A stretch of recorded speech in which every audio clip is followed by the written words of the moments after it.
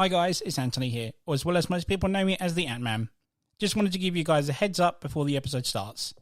At the time of recording this episode, we in the UK are still under heavy lockdown. So in order to progress with the series, we've decided to do this episode over the internet via web chat. So just a word of warning that the audio will change throughout the episode, and this is merely a temporary thing until lockdown has finished. And then we can actually get to recording normal episodes as we normally do. Stay safe and enjoy the episode. You're listening to M.T.V.B. Podcast. Movies, TV, video and board games. This show may contain swearing.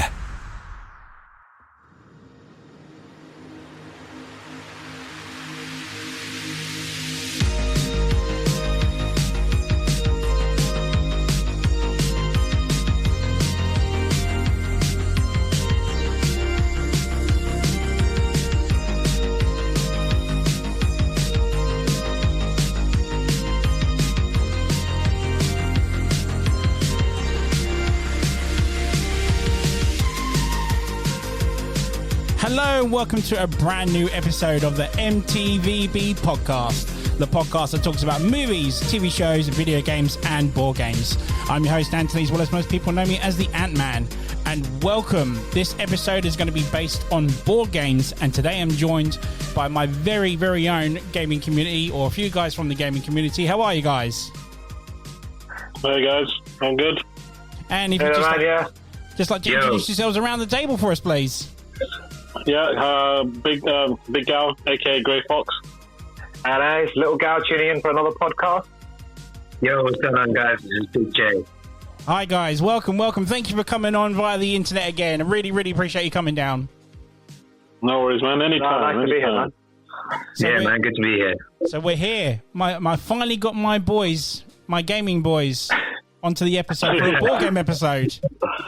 Finally. Been a while. Well, this isn't even half of it, really, is it? The other guys are just scared, didn't they, to come on the episode? Yeah, it's just like, yeah, we only got It's only Nash, isn't it? It's only Nash that's scared. Yeah, start drilling him now. I can't. We're drilling all the time, man. The thing is, it's not even there. You just gotta hear your voice. Like, you just gotta talk. Not like, well, I guess some people are kind of. He's probably suffers from anxiety. He doesn't want to, speak in front. He probably has. Do you think he ever listens to the episode and think, for fuck's sake, these guys are just getting at me again? I mean, it's literally every episode, isn't it? To be honest, I think he's probably just stopped listening to all the episodes now. I'm going to lose out on listens now. So anyway, board games. So I've got some questions for you guys before we get into your top fives. Let's do it. First off, obviously you've played board games now. Do you guys have a history with them at all? Did you play them as kids or anything, and then get back to it at all? Yeah, I think not a history. Like the earliest memories of me playing board games, probably I think it's on everyone's mind. Monopoly is probably the ones that I've played, and there are other types. You said the M word. Yeah. But it's true. Everyone's played them. Everyone's played it. Yeah. It's probably their first sort of board games, and there are other ones. But I think later stages of my teenage years, I got into a bit more board games. Not as heavy as I am now, but one that sticks out is Pictionary. Also Cranium. We were at one point very heavy into that. We loved that sort of games. But not I don't know. For some reason, I feel like now there's so much board games out of nowhere. Whereas about 20 years ago, if you asked me, I said, board games. I would just name Monopoly. Now I could at least name 20 or more. Well, even 30 odd. So. Yeah, kind of. I know it's like a resurge of board games right now. I feel like anyway. Was it just like a family thing when you were a kid? Yeah, it was like a Christmas days, or whenever the family came over, just bust out the board game, or it would be card games cards. And we also had this Asian board game, a bit like Crokinole, but it's called Karen board. It's like Karen. Yeah. Yeah, it's just like slotting. Yeah, it's exactly the same way. Yeah. Yeah, but yeah, that's me. Little G. Little G. I remember like the first time I ever played it. I think it was like when we were in school and they do wet play. Do you remember that? And then you can't go out, so everyone has their board games there. That's when I first played it, and I think I remember watching these group of kids playing Cluedo. I had no idea how to play it, so I was watching them play, and I thought, wow, that was because you're trying to find the killer from that game. But I had no idea, but I was just like, oh wow, I know who the killer is, and it's just kind of like amazing. That was, I think, I never played it, but that was the first time I kind of got into board games. Oh shit! And then obviously Monopoly. I don't know if Connect Four counts, but those are that's what I remember board games back then. But then it became like you only play it when friends come over, family, and you play Monopoly with your family. Just you don't get tired of robbing money off your family and stealing it off them in Monopoly. But after always a fight. There's always a fight in Monopoly, like guaranteed. Yeah, always. I think a couple of years ago, my cousin robbed me silly. Yeah, I taught him the game. Yeah, I beat him one time. Yeah, and then he comes out next time playing, and he learnt the game really well. And then he stole all my money, and then he took everything. And then he looks at, I had like a gold chain on because we went like temple, and he said in like my language, "Hey, how about this? You got nothing else to give." And I was like, "Don't do that." He just said, "Do you remember?" Yeah. Oh my God. Yeah. He proper mastered it though, innit? He went all out. Yeah. That game just gets better and better. But yeah, I mean, I got into it a bit more after meeting you, Anne. Like you showed me a lot more, and also like before that, we got into like with Gals. What Gal said, like Cranium, Pictionary, and like I didn't realize there was a lot more until I met you and you showed us. We kind of explored a lot more. Like there's so many out there, and I was like, wow, I can't believe there's like a massive community of it. So yeah, it's quite good that you've introduced us to that. Going back to you playing Cluedo for the first time, can you remember the first time you saw those pieces that were the weapons? They were badass, man. They were really good. Everyone wanted the best weapon. I was like, oh wow, this is so cool. It was like, having those weapons was... Yeah, I didn't play it to find the killer. I just wanted to... Oh man, this candlestick looks real, man. Going back to, what did they call it? Wet play? I don't remember. Wet play. Yeah, wet play is like when if it's raining outside, you can't go out in the playground, can you? You have to stay indoors. You can't. You stay inside. Yeah. Oh, okay. When Little G mentioned that, that just sounded wrong. I was like, okay. Well, you went all erotic then for a sec. Boy. Yeah, you're like, what play? I never had. How can you be so lucky you got wet play? What school have you been going to, boy? Yeah, exactly. I'm just saying, it sounded wrong. It just sounded wrong.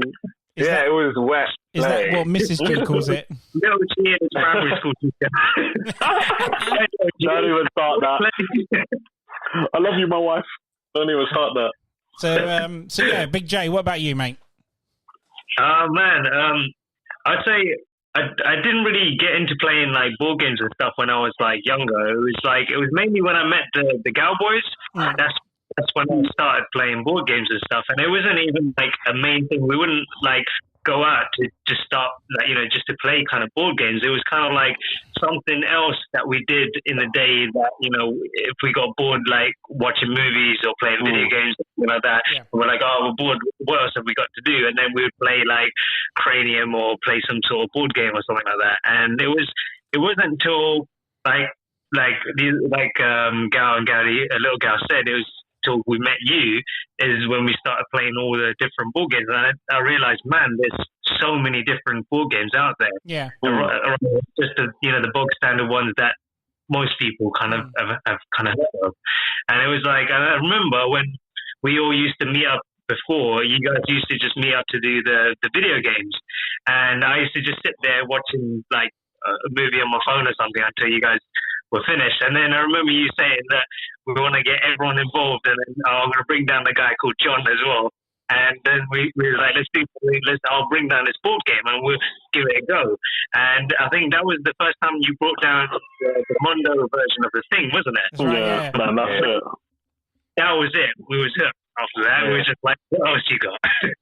Yeah, I remember when we did the video game nights that you used to sit in the corner on your phone and just catch up with Game of Thrones.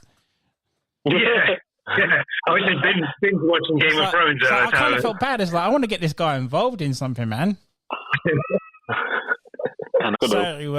So my next question was actually going to be, how did this gaming group come about? But Big J's pretty much answered it. We started off playing video games, didn't we? We're all into our video games. If you listen to M.T.V.B podcast, you know these guys love their video games. And we did that for a while, didn't we? And it was like a year of it. A year of it. At least. It was actually started in Big J's house, but his little brother hosted it. Yeah, that's it. Oh, yeah. And then I kind of took a chance with that board game, and because only some of you, I don't think Big J had seen the movie, or Little J hadn't, or something like that, and took a chance. No, it was me. I hadn't seen the movie. Yeah, there we go. So I took a chance of it, and then you guys kind of like were hooked on it, but at the same time we were trying to learn it because none of us, I hadn't even played either. So Little G's getting the instruction book and going like, no, you do this, and then you get blood tested, and it's like... no, that was a long day that day. But we figured it out, and we got down to it. I swear we played it the whole day. Like, literally, and the second time we played it the whole day as well. Yeah, we definitely played it once, and we were like, I think there's more to this. So we went back and played it again, as what I recall, wasn't it? Yeah. Yeah, because I remember, like, every single time we played it, I think you would come back and be like, oh, guys, I just learned this part of the game, so it's basically we're meant to do this or we're meant to do that. Right, yeah. And then that would completely change the game. It would just completely change it, and then we'll be like, oh, my God, this has made the game so much better now. I said we come back and we go, actually, now you can do this instead of doing that now. Yeah. That's a game changer. I think the thing that hooked us all was the fact that someone among us is a bad guy. And to find that element is what we all loved, and I still do to this day. Like, I love that game for that. Like, I know we found better games, but the fact that someone's bad and you need to find out who's doing this, and we need to make sure we escape without having a bad guy there as well. That was amazing. Going back to those early days of playing Cluedo, right, Little G? Yeah, exactly. That's the stuff that got me hooked from young. Yeah, to find out who it was, who did it, what is he? Why is he acting differently? Questioning everything about him. We got a real detective in the building. Yeah, but that's what it's all about. I love games like that. Yeah, I'd say like 9 out of 10 times though, Little G always wanted to kind of flamethrower you, and that seems to be just Little G's play. You just have that face, Sam. I'm not going to say it on like live thing, but you just have that face. The thing is, though, ever since we played that game, which was a couple of years ago now, every game we play, Little G always asks, "Is there a flamethrower in the game?" He should have a T-shirt. Does this board game have a flamethrower? You need to get a T-shirt. Yeah. He's like he's not a happy man unless a flamethrower is in the game. Yeah. Is there a flamethrower in the game? So if you notice my list, trademark that shit. Exactly. Yeah. All the games that is on my list got a flamethrower in it. My top 5. So, there you go. There is top 5. No, joke. Totally makes sense. So we've established how we made our little gaming group. And you've played a few games. I've introduced yourself to a few games. You've introduced me to a few games. But what type of game are you guys into? Do you like something that's a bit of fun? Do you like a bit of competitive to it? Do you like to have a bit of mystery to it? I'll go first. If you had asked me when I first played Mondo, the thing, I would have said that element, like the fact that someone's what's it called? A social deduction game. I think that's what social deduction game. Yeah, I would say that. But currently, I'm into like pretty much like even like the simplest of games, like the fact of I think the game we played on last night shift. I think Dice Thrones. What's it called? Oh, Roll for It. You mean? Is it Roll for It? Sorry, Roll for It. Yeah. How cool was that game, man? It was just like a simple roll of dice, but you just roll dice, and you have to like get the right dice on the cards, and that's pretty cool. We had so much fun that night shift. It was wicked. It's called Dice Pro, right? And you got different characters. No. So recently, me and Big Gal had done a night shift, and I found it's just a little game, and it's called Roll for It. And what you do is you have a deck of cards, and they have different patterns of what dice have. So the number 6, number 5, number 4, whatever. And you roll dice, and what you have to do is you roll 6 dice, and you have to try and match them to the cards that are on the table to score points. And the first to 40 points wins. But it's not just a case of mix and matching, because you've got another player that's trying to do the same thing and steal the card off of you. So it's all about all about the roll of the dice and how lucky you can get. And it's a simple game, but Big G was just like, I just need a 6. Oh, give me a 6. It was just me and him in the crew. It was like, oh God, I need a 6. Oh, I need a 6. Yeah, like it's just like it's so cool. Like the simplest of games, you have so much fun. But then again, the advanced games reward you even. Like I know it's a pain for Ant to explain to us and play at the same time, but the reward we get out of some of the games, like it's in my list later on, it's amazing. Yeah, totally. Like, it's so in depth and so many strategies involved. So like me, I'm up for anything right now. Before, like I was like stick to one type of game, but like me, I'm right now. I'm going back to your question. I'll give anything a try. Yeah, I'll give anything a try. I won't like sideline it. I'll be like, no, I don't want to try that. But I'll give everything a go. Yeah. What about you, Lil J?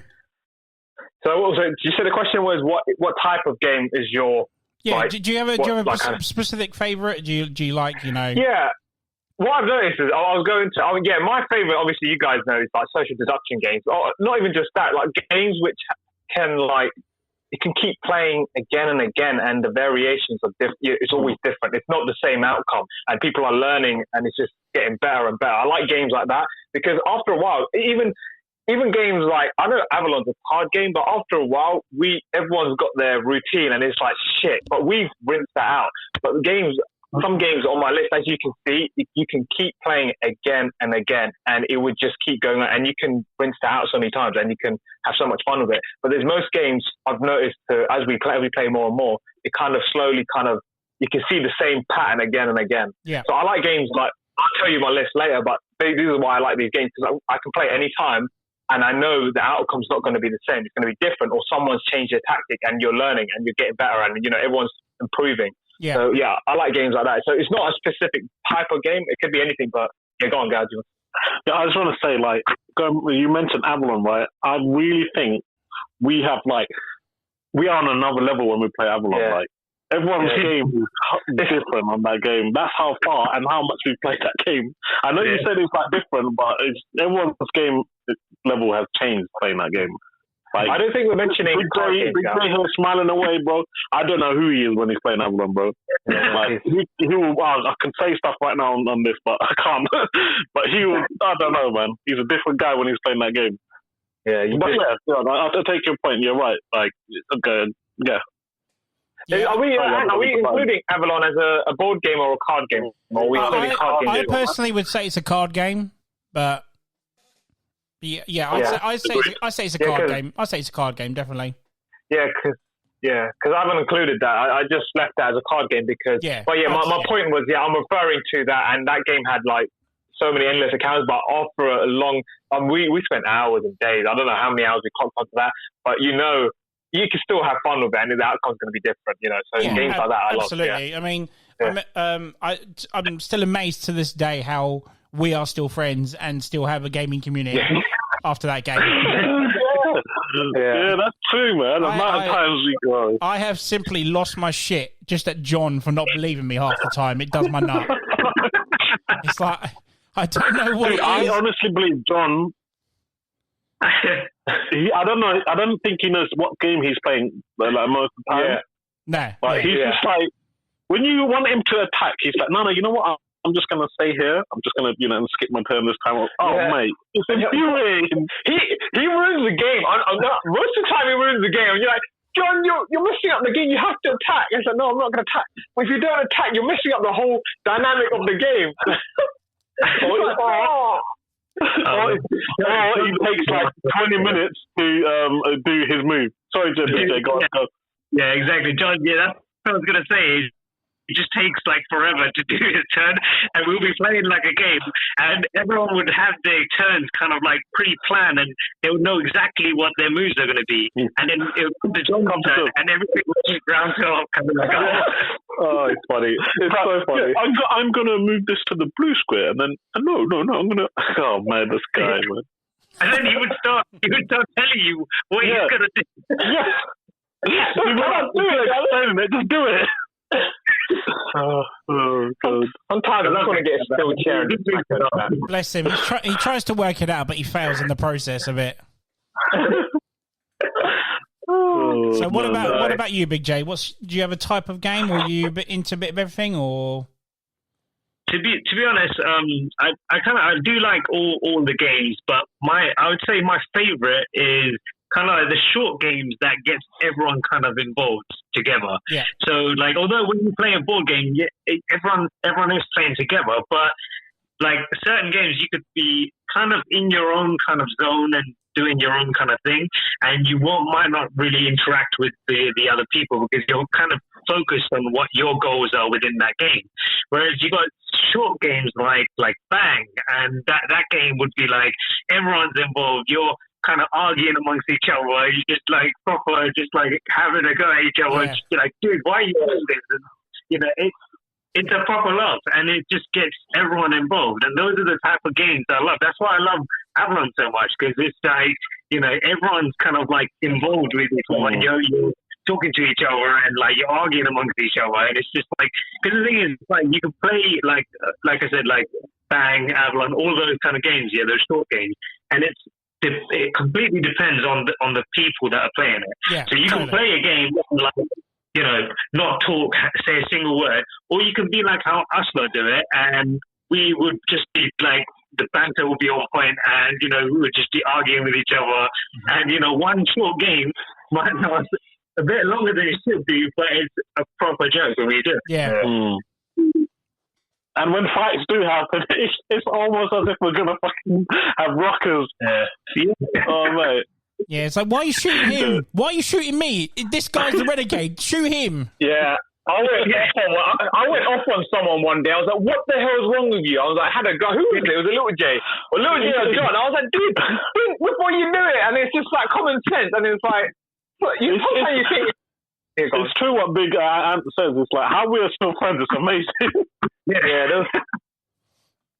Yeah. Oh, God. And that's the thing, though. Even like obviously over lockdown, like we obviously couldn't meet each other up, and we were doing the whole Avalon thing over the what do you call it, house party thing. That's right. And then even on there, we was having the arguments on the house party. You have John like with his blessing with his glasses a little bit closer, please. I never forget when we were like, when was it? I think it was before the summer last year, and I texted you guys saying I figured out how to do Resistance Avalon over house party. Everyone lost their fucking mind. They were like, "That's it. It's happening tonight." No.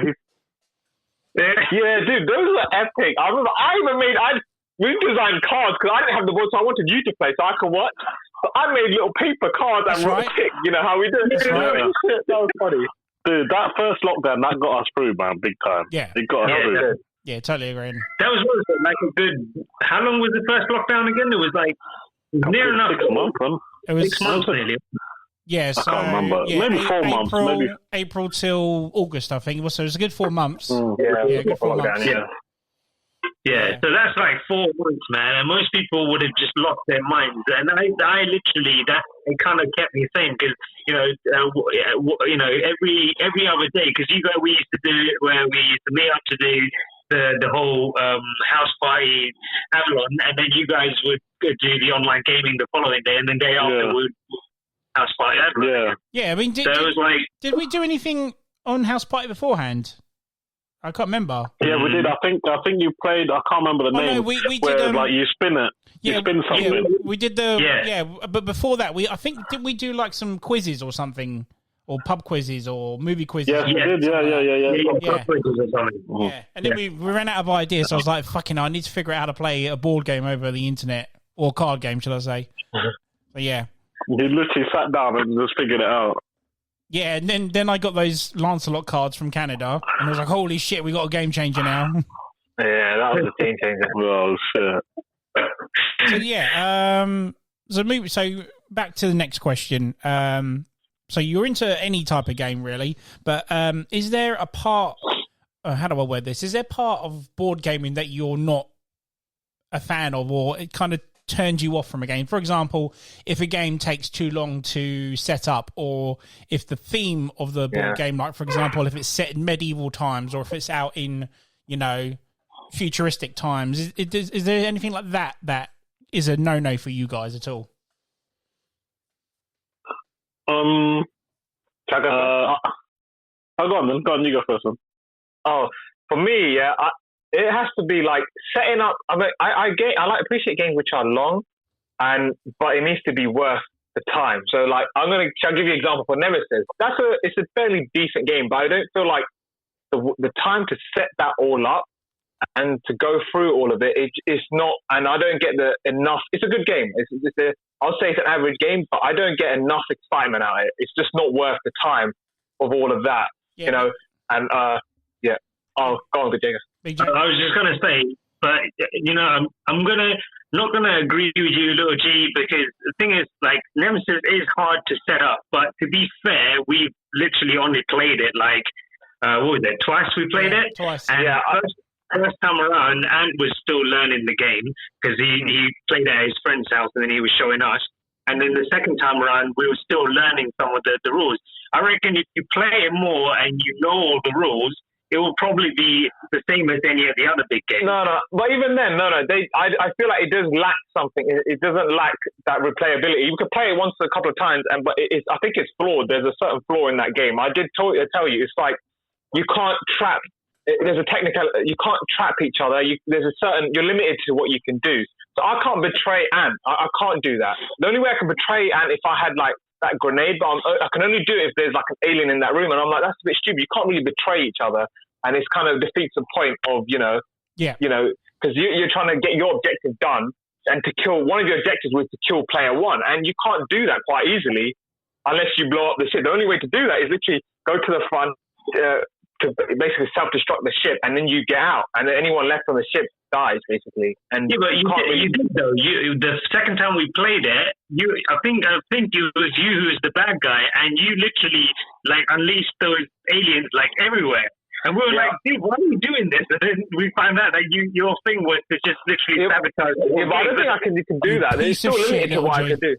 I was trying to kill John for long. I was chasing him around. And it was like, I couldn't kill him for ages. And then he ended up killing himself. I definitely see what you're saying. I mean, it is one of those games that is a bit of a bastard to set up and put away, but I think you need to give it a couple more guys. Maybe next time we have it set up ready for you, and then give it another try, and then if you still don't like it, then it's I mean, but no, there are times where it is a ball ache setting up. I mean, if you look at something like Rising Sun, is a bit of a ball ache to set up, but you know, it does for that is amazing though. Totally. That game is another level. That were worth setting up. Even packing away.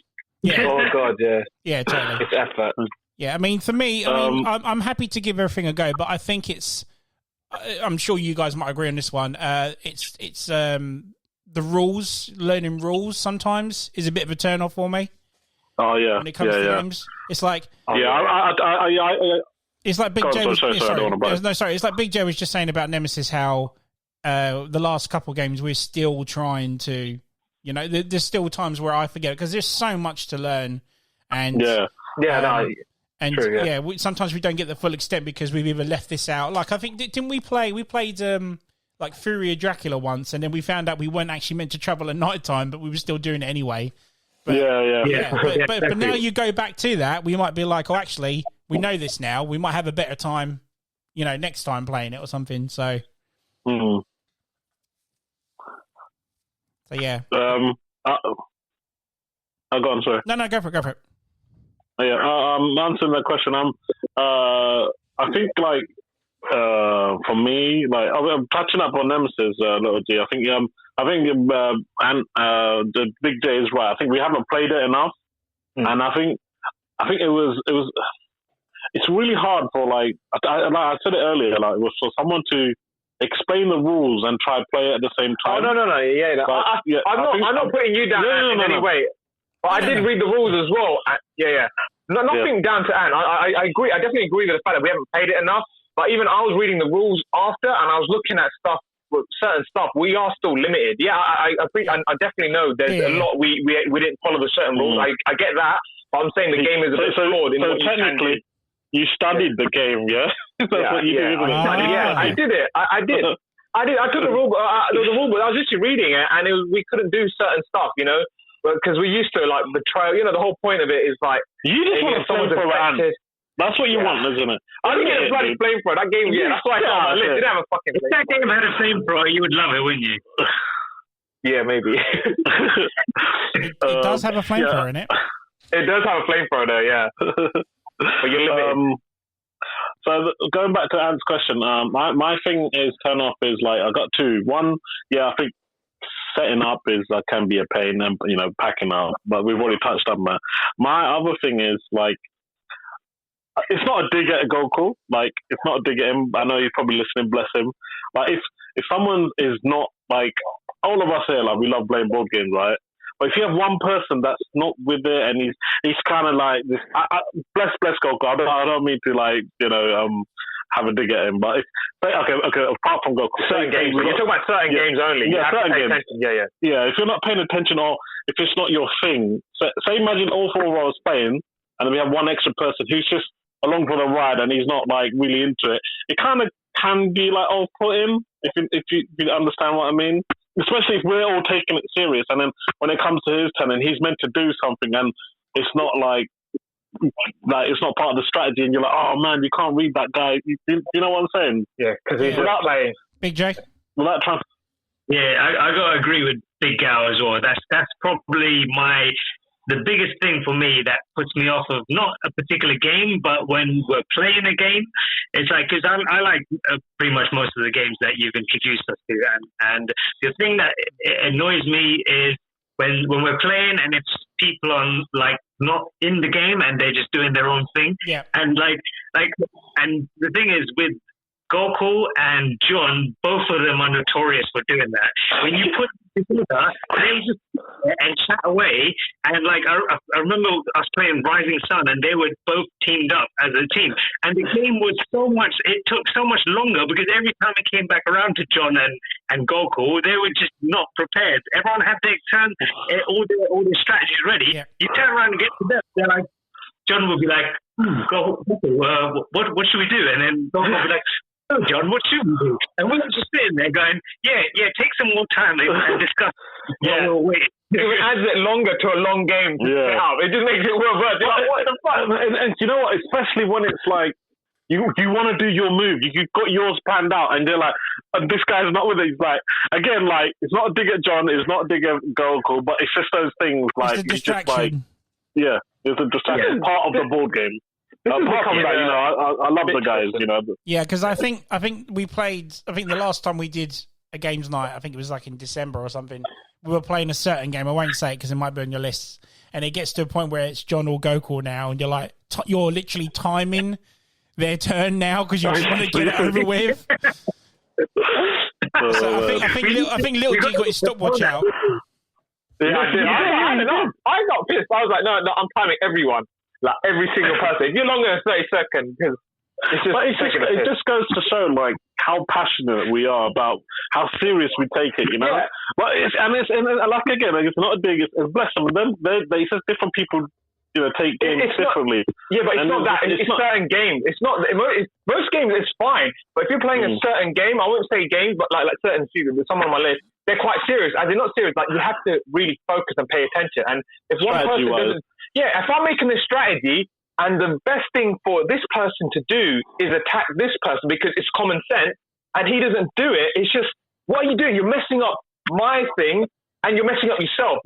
You're not doing the most common, it's common sense to attack him and you don't do that. And you're ruining my game along with yourself and maybe someone else as well. And it just makes me not want to play sometimes, and that probably upsets me more than playing a long game. Little G is the most competitive out of all of us. Absolutely. Dude, yeah.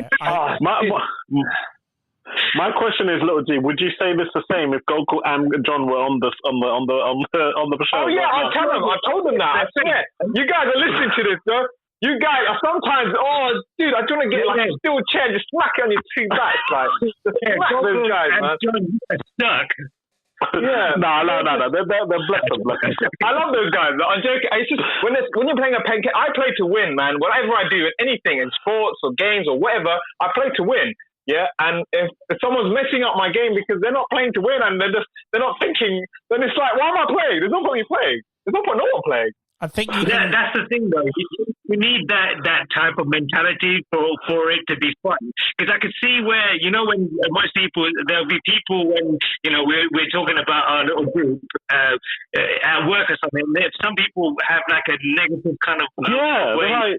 I agree. Do you play board games or do you sit inside your basement or something? I'm like, man, what are you talking about? I don't even have a basement.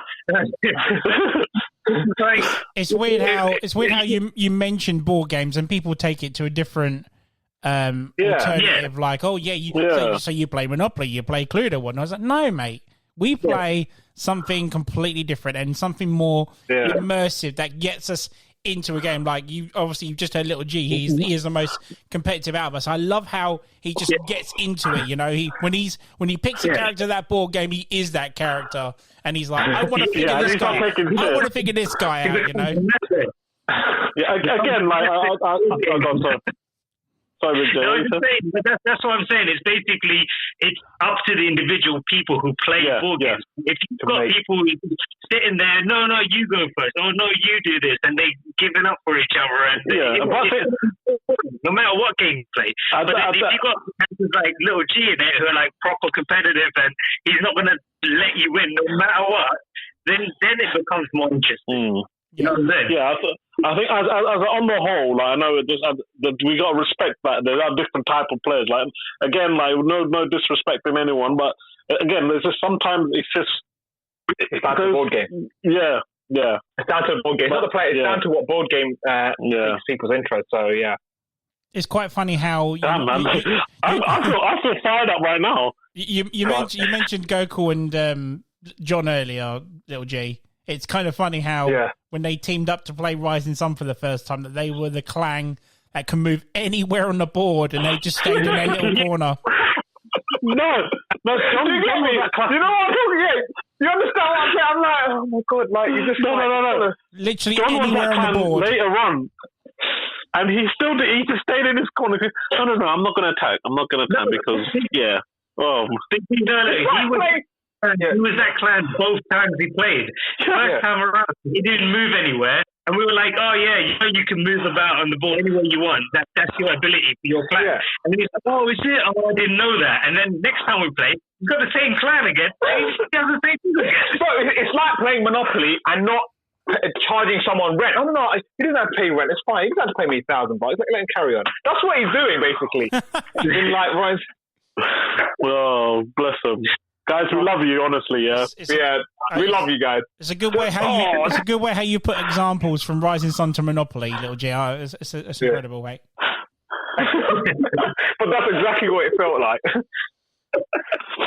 So my next question is, how do you guys feel about game expansions? Do you think they're worth it, or do you think they bring anything to the table at all sometimes?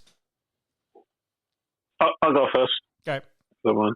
Yes, you first anyway. I think expansions are amazing, and I think the one thing that makes it even more amazing when you do it, and it's like we've played a game after a long time, and Anne will, we'll organise another day, and we'll come and sit down, and he'll set it all up, and then he'll be like, all of a sudden, Nash or Little G, you know what? You see this? Put this away. Put it away. And we're like, what? And he's got an add-on for it or something. Or it could be like little things like a map or whatever accessory. But you just make it even more better. And that just that surprise element, it just makes that expansion or whatever it is just amazing. Yeah. And going back to your question, yeah, even the smallest thing. But you just make it entertaining, bro. And the fact that, even like to the game, like it will change. Like I think one expansion pack, what we played last one, I can't remember. Was it Dice Friends? Yeah. We haven't played it yet, but I'm eager to play that with all the new characters that you put up last on the WhatsApp. Yeah. It's just like it's another game where we've already got enough characters. You're going to do the add-on is even more characters. It's like great. I know it's so annoying how I got you guys into that game, like. And then we got into lockdown. It's like, I really want to play it again because you guys, I knew you guys were having a good time with it. When not, it's just like, now for fuck's sake, it's just sitting here now, just waiting to be played again. Now it's a bit annoying. But hopefully we'll get to play it a bit more when we can meet up again. Go on, expansion man, bring him. I love it. Bring it on. Little J gun. Yeah, I think expansion packs are probably the best thing ever for board games, man. It's just like you think you've done with a game, but yet you put an expansion, it changes the whole dynamic of the game again, and it's just like you have to change your tactics. Oh shit, there's this now, so I can use this. It just messes up the whole game, like the new level, it involves it in another way, and you're like, wow, this is wicked. Like I can give you an example, like Bang or Sheriff of Nottingham, but that doesn't affect the play; it just adds you more player. It does something to the game, and it makes it better. So I think expansions are amazing. Like they need to do it. Like popular games, they just get better and better. So added expansions just makes it even. It's just even more fun. You mentioned the Sheriff of Nottingham one. I mean, it's wicked how an expansion can take the game you like and then play it 5 different other ways and still get the same good result out of it. Yeah, amazing. Yeah. Exactly. Yeah, that's exactly what you talk about. Yeah. It just gets you to come back to play your favorite board game in a different way, and it's like another extra hook to bring you back in. It's just why not? About you, Biggie? Yeah, I got to agree with Little G and Big G, man, because expansions like completely revamp a game, and if you don't think a game has got enough, the expansion is there to just give you that extra bit that you need. So it's like it's great. I mean, like extra characters. You've got like something that will completely change the way the game is played. The gameplay and everything. So it's great. You gotta love it. What's not to like? Yeah, totally agree. It's good how it's weird how you start something and then you leave it aside for a bit and you go, oh, I've got this expansion going, and you're like, oh shit, yeah, we should get back to that or something, Yeah, definitely. Totally agree. So that's about it for the questions, guys. Unless you guys have got anything to throw in, if not, we'll do your top 5s. Let's go. Top 5s then. Here we go. It's time for a top 5.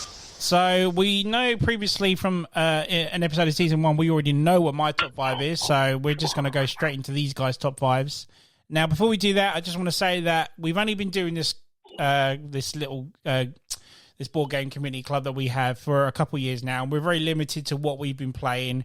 Thanks to the guys, a big shout out to the guys at Board Stupid podcast and the Legends of Podcasting. Thank you guys for introducing me to these games, so I can introduce these games to my guys as well. So I probably might throw a couple of honourable mentions in from my previous top 5, just a little update. But no, we're going to go into yours now, guys. So who would like to go first for their top 5? I don't mind kickstarting it. Go on, guy.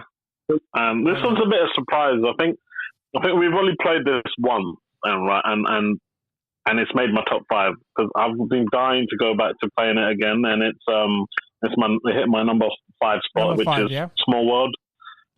Small World, yeah. So I don't think Biggie's played that. Was it him that wasn't there for it? No.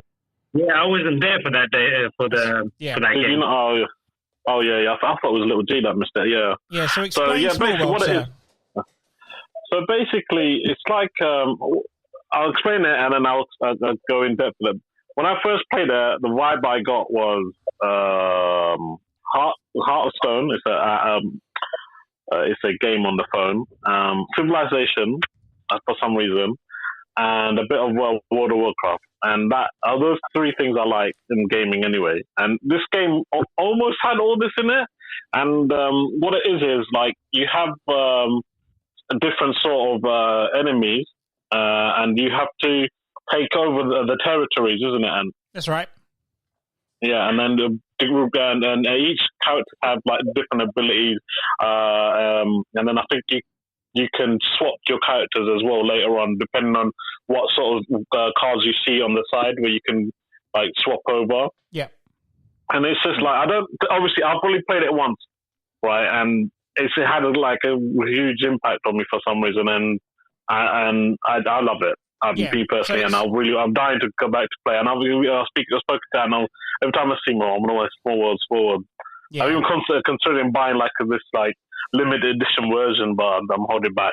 Yeah, so Big J is basically about earning the most money. Whoever owns the most coin wins at the end of the day. You have a big board by territory. Which is like it has like farms and swamps and forests and whatnot. And you have these little tokens. They could be a dwarf, they could be a giant, and they could be sorcerer, for example. And it's simply just marking these territories, and then your other player would do it, and then that's when the clashes come in, who owns the most, and who earns the most money out of it. And each one could be an ability, like a giant earns double money if you land in a forest, if you own forest land, for example, and what sort of thing. Sounds really complicated, but it's the most simplest thing and easy to play game, really, isn't it? Quite very. Like you could get it in like 5 minutes. You're already into it. Absolutely, yeah. And we need to get him on it big time. I think he'd really enjoy it as well. Yeah, he'll love it. You'll love it, man. It's so good. And I think they do. What's that? Oh, there it is. I'm looking forward to playing that because I remember you guys talking about it after you guys played it. Right. And I was like so gutted I missed it. I was like, and I'm just waiting for all this lockdown business to I think it's been over a year now, isn't it? Since we played it. I think. It hasn't been over a year. When did we last play it? It was October. I think it was October. September, October. Oh, was it October? Okay, yeah. It was basically, when it was said that, you can only have a group of 6 meetings. Oh, right, yeah. That's when we did that. Our group is more than 6, so we were taking kind of like turns. So that was the time that I stepped out and Nash came in and played. I think Nash has played Small World, but I missed out. You haven't, yeah.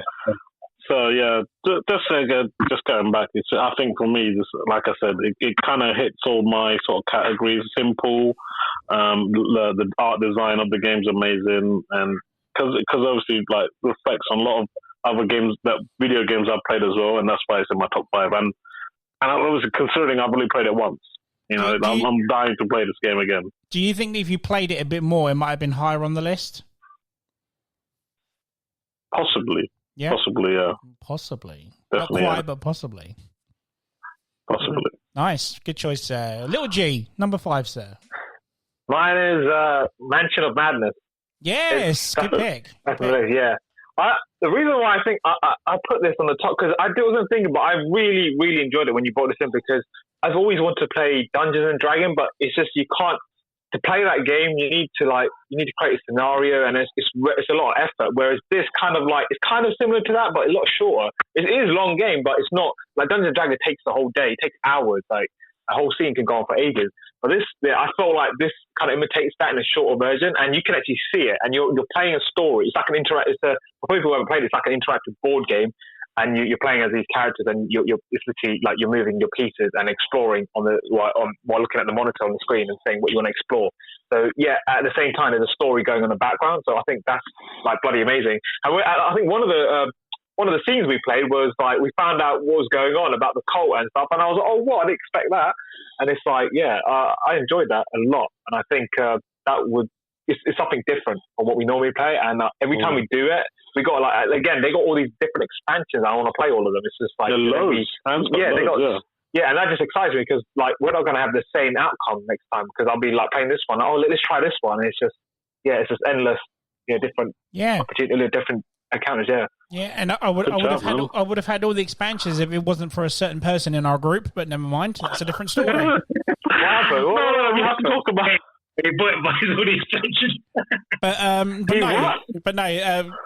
That's actually a good pick. I mean, I can see where you come from with Dungeons & Dragons. I can still imagine Dungeons & Dragons still being worth it. I know it's a lot more effort to it, whereas this is the scenario is there for you, isn't it? And it's all there for you, really, isn't it? It's kind of like the lazy way version of doing it, but it's still damn fun. It's like there's still so much mystery to it. I mean, there's certain scenarios that we've played before.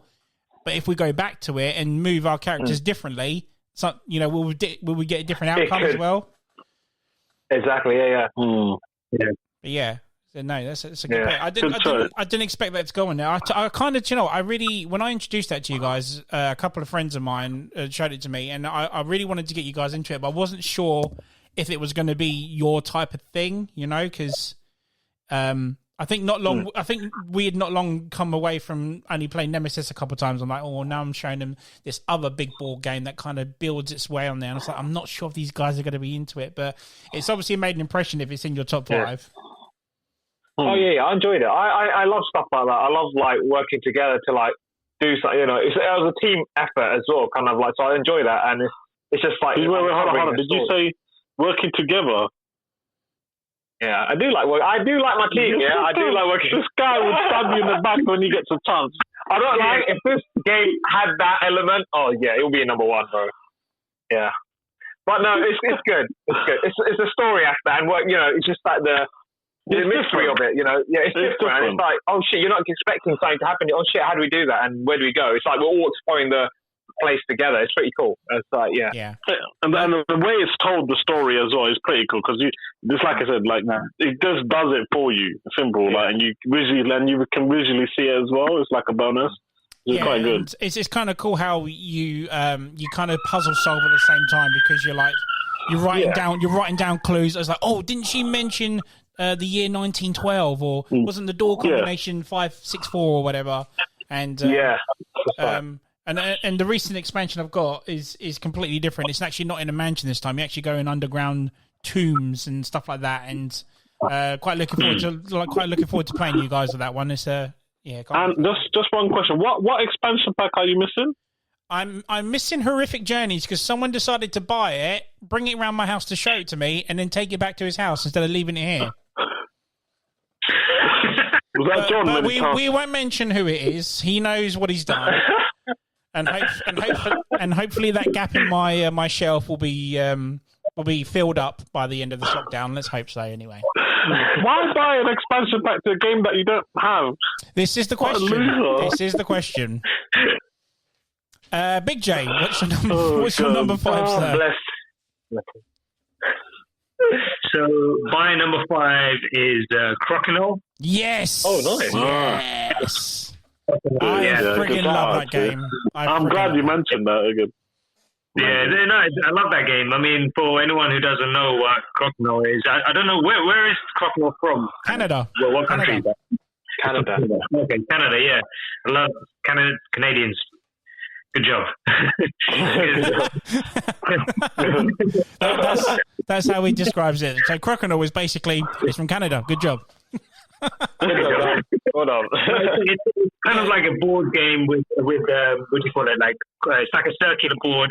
You got these coins, and you have to kind of hit it into this pocket in the middle of the board, isn't it? Yeah. And it reminds me a lot of Big G mentioned it, carom board. That I used to play that in my childhood, and kind of back home it's popular in Sri Lanka, and it's very popular in in India as well. And the difference is the carom board it's a square board and Crokinole is a circular board, but it's well competitive and it's proper intense. Yeah. And mate. Our group took it to a point where we had a title belt, which we still do have. Yeah. We still do have it, I'm afraid. Who's the champion? Who's the current reigning champion? Reigning champion. But no, I mean, it's just a simple flicking dexterity game, isn't it? It's about scoring, knocking other opponents. But when I introduced you guys, I'm like, these guys are going to like it. It's practically like a little bullseye in the middle of a table. But you and Little J, got so into it. You guys are like leaning over the table, like flicking down. You're taking your time, and you're just like really getting into it. And it's something I really miss playing with you guys because, again, being locked down and whatnot, we haven't had the chance to go back to it much. But I would love to get back on the Crokinole board and have a few more games with you on that one. Yeah, definitely. Yeah, definitely a good game. Anyone who hasn't played it, I would definitely recommend that game. It's a good 100%. Kind of like a family game, or if you're playing it in a party, it's great. It's well proper competitive, and it's just good fun, really, isn't it?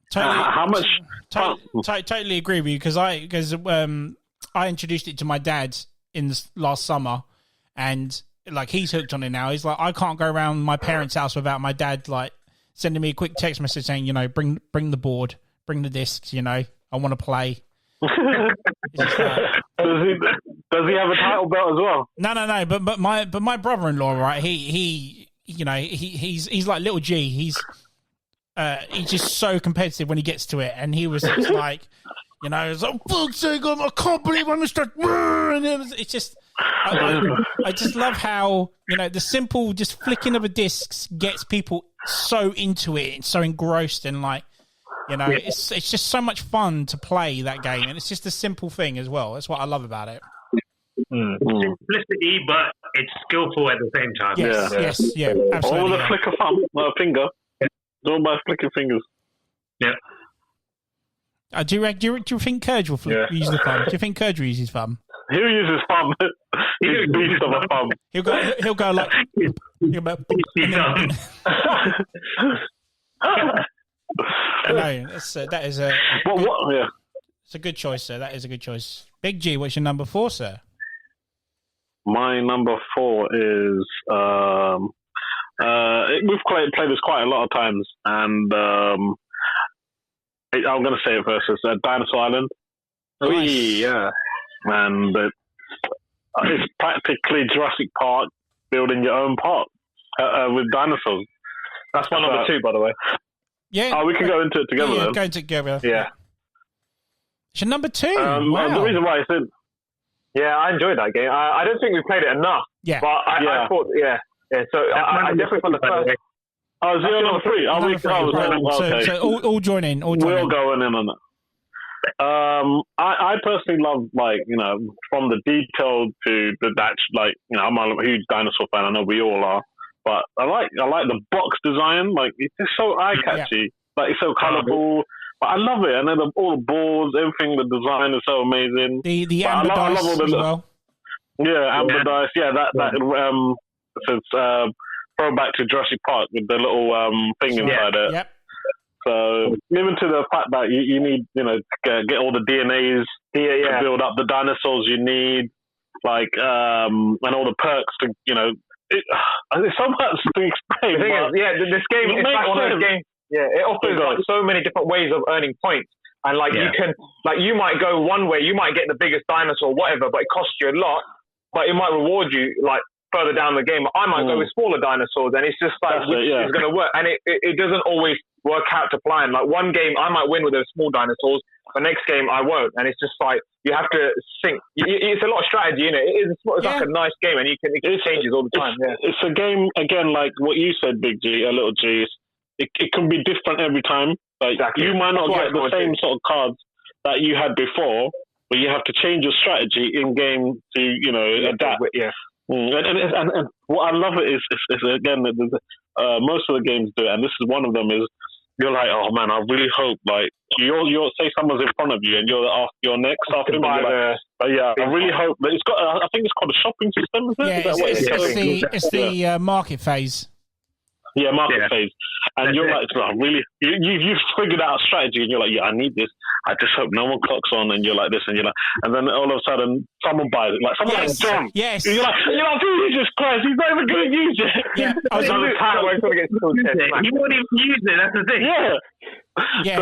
So, last time we played that, I had my plan, I had my strategy, and I had my specialist. I think it's like, if you have this guy, you earn more points for more restaurants you have. And then fucking Big J goes and nicks him because he's the guy before me. And I'm like, no, I've got to change my plan now. It just does my nut. Yeah. Oh, man, it's amazing. Aside from the gameplay, it's like, this is another thing I really like about that game as well. And there's another game on my top 5 as well. It's the same thing, but it's the craftsmanship of the game. It's really nicely done. The vibrant colors to the dice that we put in. It's all the little details inside the game. Be good, It's like they could easily just adapt to Jurassic Park, but they just went with a whole different design, and it's just so unique, It's just not Jurassic Park. It's like its whole thing in itself, and I love that. Yeah. Yeah, I love the color. I'm not gonna lie, that actually brings the mood up when you get all these. I know it's a bit weird, to say that part of the board, but when the board game's all colorful and it's like, oh wow, it's got these cool little tokens here and there, it just makes it more exciting, and the game it matches up to how good it is. It's just as good, and you're like, oh, you enjoy every little part of it. So I get why you like the design and stuff. And every time we played it, we had Jurassic Park playing in the background, guys. Yes, we did. Yeah, we did. Yeah. When I built my first dinosaur, it was literally the tiniest dinosaur you built. It doesn't matter. Do you know what? When I got introduced to this game by the guys at Board Stupid, I was like, I love this, and I was trying to get all the info on how to play it at the same time. And I was thinking, when I show this to you guys, I wasn't sure if you were going to like it or not, because it's explaining it, but going in the phases as well as trying to explain your point system and all that sort of stuff. And it's like Little G says, we've not played it enough. We've merely scratched the surface playing this game. There's way more other rules and stuff. Like the blueprint system, for example, was another way to really get the game going to earn more points and stuff as well. And it's definitely one that I would I can see why you guys like it now, and I'm quite glad that you really got into it as well. But the thing is, though, like, we have been bombarded with like loads of game in a short sort of time. Yeah. Hence why like 1 week we'll play this game and we won't go back to, because we have other games lined up and we're like, oh crap. But some games just stick with you and you're like, yeah, you know, like my top 5 is based on games that I would play over and over again. Yeah, for sure. That's why Dinosaur Island, even now, any day of the deep week, I'm down. Dinosaur Island for you. So yeah, that's my number 4. Nice, sir. Yeah, and what was I going to say? Yes, Dinosaur Island World is out this year. Oh shit! So that's probably going to be another one added to the club at one point. The ever growing collection. Wow, it's getting bigger and bigger. I know it's annoying because all through lockdown, I have literally bought, like, behind me, I've got like 10 brand new games ready to go for when we meet up. But now we're talking about all these old games. It's like, I want to kind of go back and play Dinosaur Island now. I want to go back and play Mansion Madness. And Small World. And Small World, yeah. What we need is another boys weekend again. Just play. Dude, that's happening. That's definitely happening. Yeah. That's definitely happening. June 21st is happening. Little G, what's your number 4, sir? My number 4 is Bang.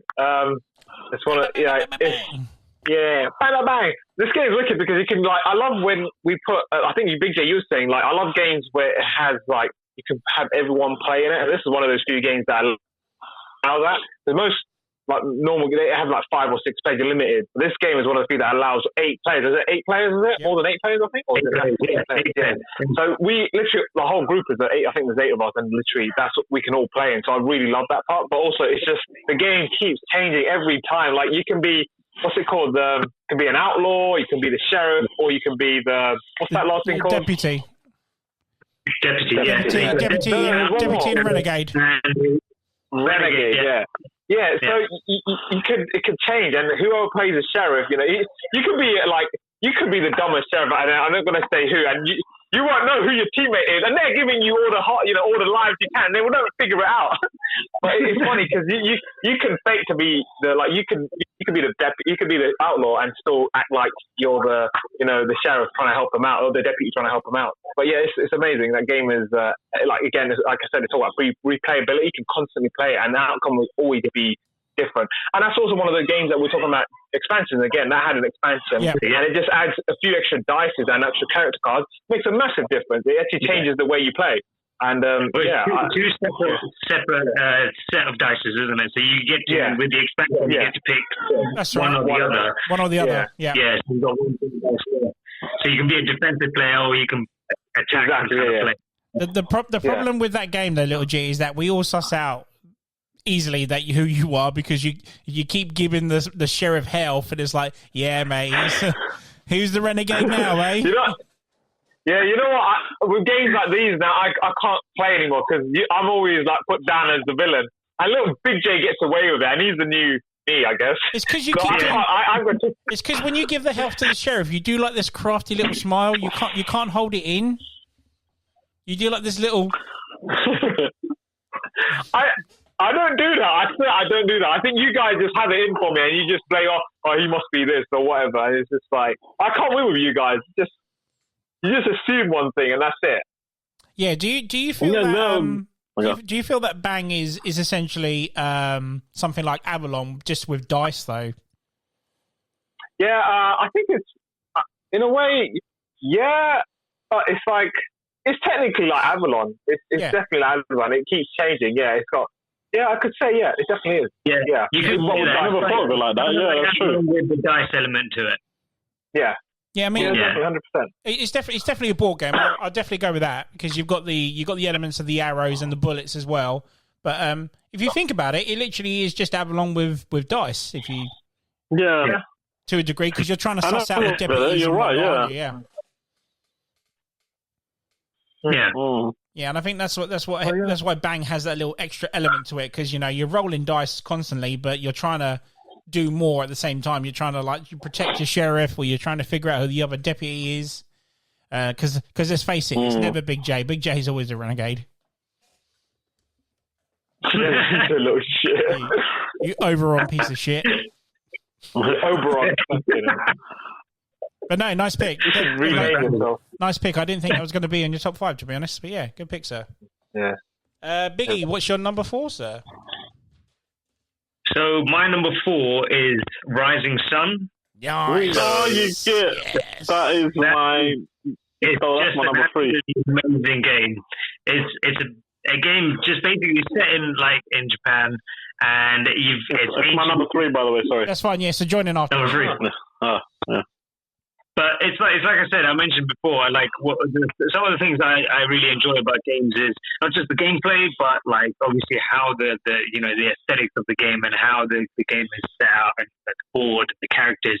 And with this, oh my God, some of the detail in some of the characters, it's insane. It was just incredible. I remember the first time we were playing it, and you just pulled out the Godzilla. I have a story to tell about that. Yeah, well, you can say it now because I'm going to say it. Hold on. Let Big J have his say, and then we'll go. Because it's your next one anyway. So Big J, carry on. Yeah. So in terms of games, it's basically you're trying to win as many points at the end as possible, and there's different elements within the game that allow you to kind of gain points at the end of it. So it's not like at the beginning of the game, it might look like someone's actually losing, but by the end of the game, the different things, the strategies that they put in play in the game allows them to kind of gain points. And someone that might look like they're losing will look like they're winning. Therefore, it might even turn out that they end up winning the game. So, that part of the game I really like. You kind of you take over territories, you go to battle against one another, you buy, it's got the same sort of element as Dinosaur Island where, you've got that shop phase where you go and you kind of, you go and buy the monsters that you want to buy, or you can go and buy these different cards that allow you to get more coin per turn, or allows you to accumulate more soldiers or something like that. And so I'm just going to say the story very quickly between what happened between me and Big G. So Ant turns around and he pulls out this Godzilla kind of. I already knew this Godzilla thing. I already knew it. Big G straight away wanted to call dibs on it, right? And then he did something where he, I think it was he wasn't allowed. It was his turn wouldn't allow him to buy it, but then he turned around. And he was like, "Oh, allow me, man, allow me. I didn't mean to do this." No, that's not what happened, Big J. No. Fight. No. Basically. You ended up crying because you didn't get Godzilla. No. Godzilla. I made a mistake by revealing a card or something. But I was meant to say something. I didn't say it, and then I played the card. Something like that happened. And these two guys were so adamant that I won't get the. That's what happened.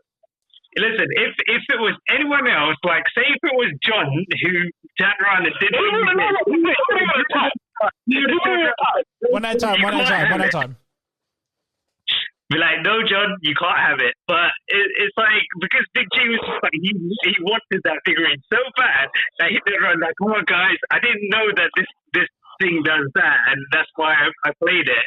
And then we were just at the end of it, okay, fine, just take it if you're going to cry about it. Yeah, he literally cried, guys. So again, I'm going back to this game has the market phase where you buy something, and when Godzilla was released, the next person in the market phase was me, and in order for me to acquire him, I had to play a certain card. Acquire, and I had to. and I had to mention, like, I can't remember what it was. I had to mention what sort of act it was that I was playing. So throughout the act, everyone else gets to play it. Because I didn't mention the right act, these guys had a history fit, and they wouldn't let me get the Godzilla. Because they know I was going to get it straight away because I was next in line. And him, with the Big J and Nash was just like, no, you're not having it. You don't have it. No, you didn't say it, blah, blah, blah. And I was like, fine, then keep it Godzilla. It was me and Little G because we were on the same time. Yeah, and Nash was just...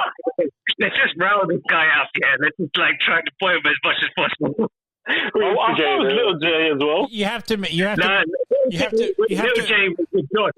That's sorry, go on, mate. Go on. Little J was John. Oh, okay. What were you saying, Ant? So you got to admit, though, you did like kind of moan a little bit like a little baby. You're like, yeah. Right. Those of you that don't know me, I'm a huge Godzilla fan. I got a massive statue. I love all the films, and I just, I wanted it, innit? And it turned up on my turn, so I cannot get it. You know. But the funny thing was. The thing about the Godzilla character is that you could only like use it once. So it was like that was it, and then he was like, "So what? I'm done with Godzilla," and was like, "Yep, that's going back in the box now." Is that what happened? No, but he can attack, and he demolish that whole area, and he can attack from anywhere or something, innit? Yeah, he can. He was like the ultimate move. Yeah, because he can take down a stronghold. He's the only one who can destroy a stronghold. Yeah. Big G, why is it in your top 3? Basically, again, like, I think this and probably Nemesis, I think is the most detailed game I've seen. Like, to the design wise of the figurines, to the art style. I think it has the best art style in the board game that we've ever played. To the mat as well. I think you got an extra massive mat for it as well. It's like sort of like the old school, old Japanese sort of artistic style for it, and it's so cool. And again, this is like it takes a long time to set up and put away, and we touched up on it earlier before, and it rewards you. Yeah, rewards you so much. And I'm currently playing Ghost of Tsushima on the PS4, and you don't realize, I think we got confused at a certain bit where the samurais, there's a move in the game where you sacrifice your samurais, and you get points for it. But I'm playing Ghost of Tsushima, like, these samurais are like their honor and stuff is it's really important to them. Like, because we were like struggling to confuse it. How are they winning even if you're sacrificing yourself? Like, I'm learning a lot of stuff from Ghost of Tsushima, and the elements in that we were like kind of confused in the game. But yeah, I think it's fascinating, the game. Yeah, it's something to do with the honor, isn't it, of the samurai? Honor. Yeah. They don't do they won't kill people from behind, and they find that as dishonorable and stuff like that. Yeah. Do you know what? When I first saw this game, the guys at Board Stupid showed me it, and I walked into the room and I thought, good fucking God, I'm not going to like this game. It was, like I said, it's too big, and if you think about it, it's got elements of risk in it, if you will, like with the territories and stuff like that. And I was just like, do you know what? I sat there and I'm thinking, do you know what? I'm not going to like this. It's going to be too much to take in, and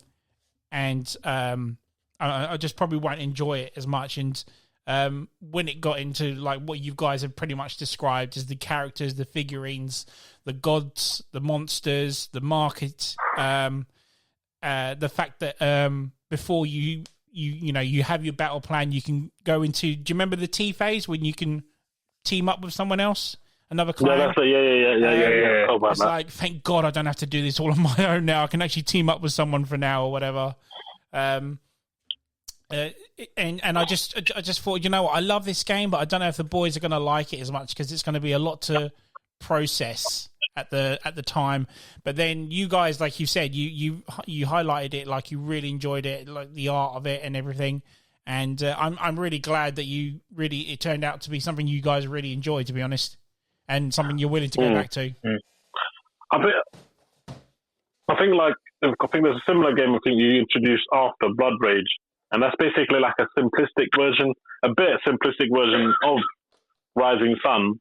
But like thinking back now, I think I'll like we kind of understand because the only thing that we didn't understand was that the fighting phase, and now I think we kind of clocked on to how it is, and I think that's why this one deserves to be up there in the top 5. I think it's just amazing. It's like I think Ant said that Blood Rage, Rising Sun, and there's one other game that's like based in Egypt or something. Right, it's like a 3-part. Yeah. Oh wow! Okay, it's a trilogy, isn't it? It's a trilogy. I think it's called the third one's called Anak or something like that. But yeah, looking forward to that. Hopefully, the guys at Stupid have got it and give it a try and see if we can get a copy for ourselves and finish the trilogy because we all like Blood Rage as well. Blood Rage is a simpler version of. But it's they're all very enjoyable. And a Big G, I've got something to show you. I know the folks at home can't see it, but look, there you go. Good, chill out. Need to get him Don't painted. cry, guys. Get him painted. Is he? Oh man, that's amazing. No. I need to get him painted. I need to get him painted. I think that's why it's in my top 5 because it's got Godzilla in it. Simple. No, I'm joking. Yeah, I think it is. It's one of like touching up on all the things we're talking about. Like everyone, like its strategy is heavy on this. So much strategy. Every time you play, you have a different strategy because, like I said, if you don't get the character you need in your monster phase.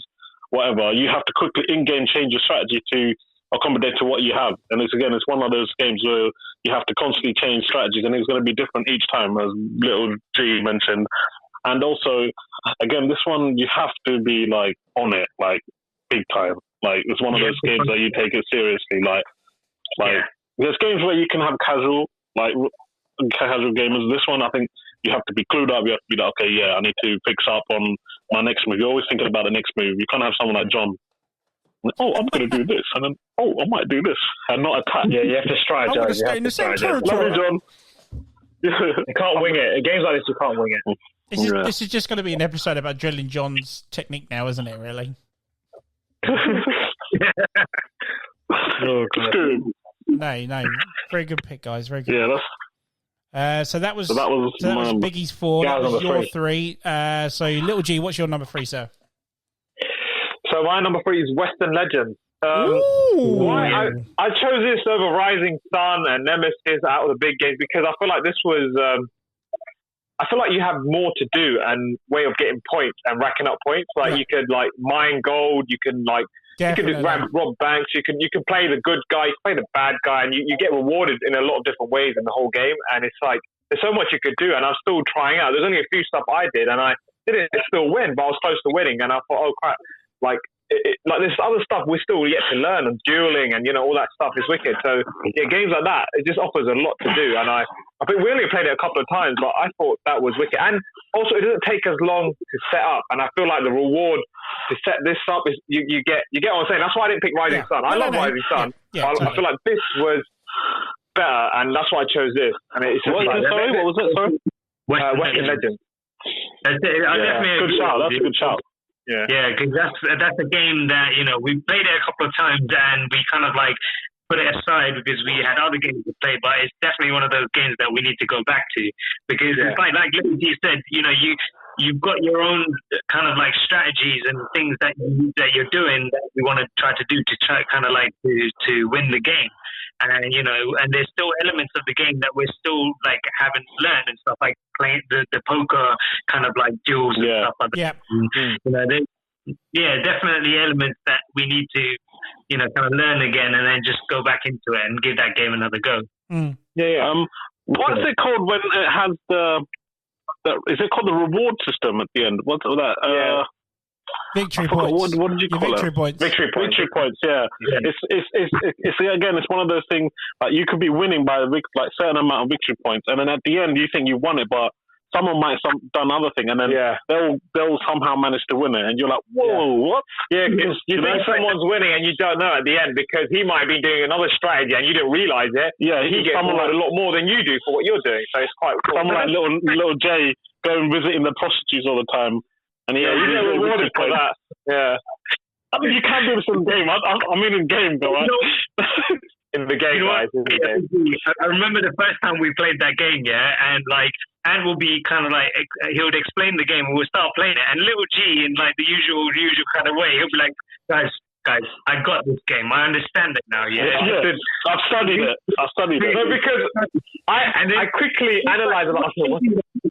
He was leading the points, right? And then at the end of the game, I think literally like everyone aside from little J beat him because everyone else had all those other little points and stuff, points, and they just kind of overtook him. He's like, "What the hell happened, man? I was winning him." I want a basic strategy, guys. Little G has this knack of thing like, guys, I know what to do. Like he will give it any board game. He will say this line.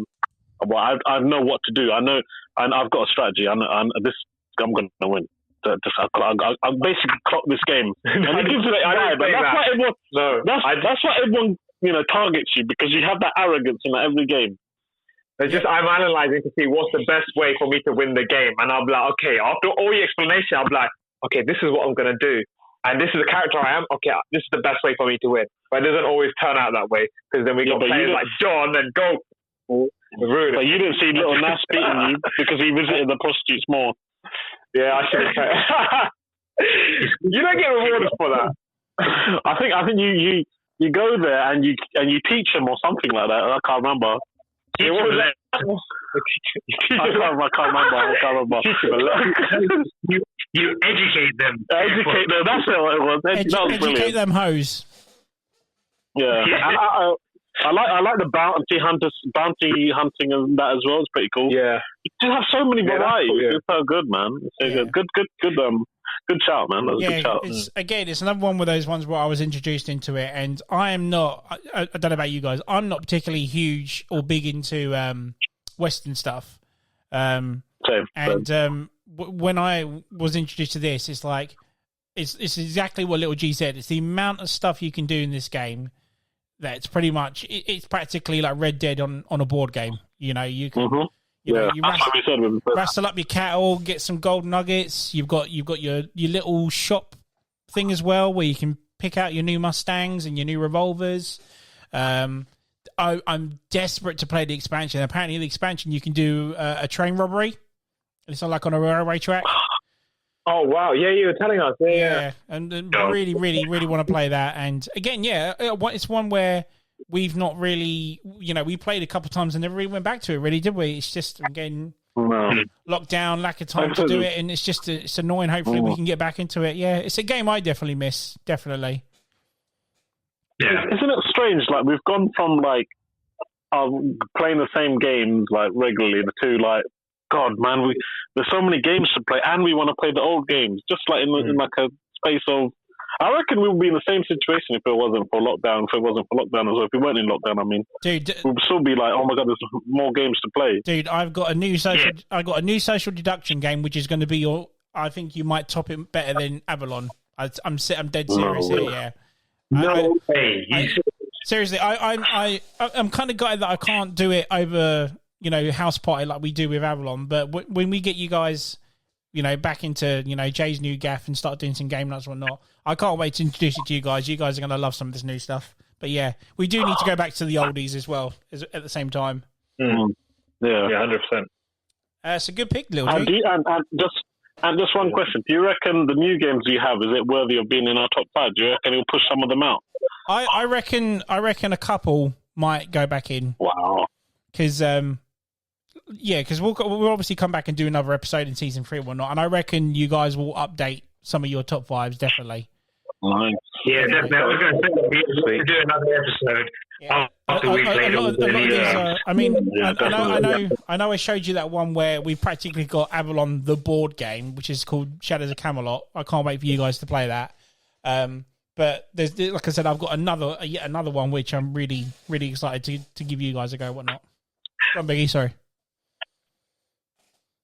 So no, just funny thing. Basically, I've got that game, Shadows of Camelot, over Camelot, on my list. So it was number 3 / the Dinosaur Island, and I was going to say to you, like, basically, if I was allowed to put that on my list, then I would have that instead of Dinosaur Island. Because only reason is when you said it's Avalon. But a board game, I was just like, even though I haven't played this game, I'm like, that's you've said enough. That's enough. Oh shit! You haven't even played it, and you send your list. No, seriously, because Avalon. you know, in obviously originally in Avalon, you pick guys to go on a quest, right? And then that's when you figure out who's the assassin and who whatnot. Whereas in this one, you actually go on the quest. So you look for the Holy Grail, you look for Excalibur, you look to slay dragons, and at the same time, you could take a traitor with you who, at the same time, could try and steal Excalibur from you and do this. It's incredible, and I really, really cannot wait for you to give it. It's been around for a while, but it's one I'm really excited to get you, especially Little G. Little G is going to be on this big time. He's going to be trying to suss shit out or whatnot. And the thing is though, there are certain things in this game where you can't help but look like you're the bad guy. Because what you have to do is you take your turn doing a good deed, and then you have to do a bad deed afterwards, regardless if you're a good or bad guy. Oh shit! So everyone looks suspicious regardless. You can't help it.